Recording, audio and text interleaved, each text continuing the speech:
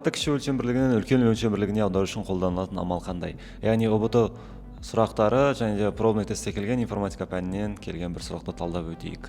Ақпараттың кіші өлшем бірлігінен үлкен өлшем бірлігіне аудару үшін қолданылатын амал бізде көбейту. Яғни көбейту қандай кезде қолданылады? Бізде мысалға егерде ең кіші өлшем бірлігі бізде бит және де битті біз одан кейін байтқа айналдырамыз. Және де бізде 1024 байт болған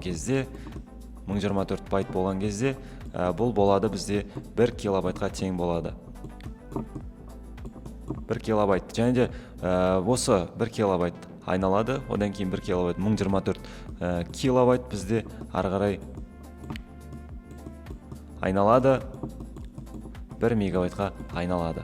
Яғни біз 1024-ке көбейту арқылы осындай қысқарту жүйесін алып отырмыз және де үлкен өлшем бірліктерін алып отырмыз. Сондықтан да осы көбейту амалы қолданылады. Егер де сіздерге сұрақ керісінше болып келетін болса, үлкен өлшем бірлігінен кіші өлшем бірлігіне айналдыру керек болатын болса, онда сіздерге бөлу амалы дұрыс болатын еді. Сондықтан да осы жерде көбейту амалы, яғни ақпараттың өлшем бірліктеріне қатысты сұрақтың бірі, ұбт сұрақтарында келуі ықтималдығы өте жоғары. Сондықтан да ұбт-ға 2 ай қалды. Сондықтан жақсылап дайындалыңыздар.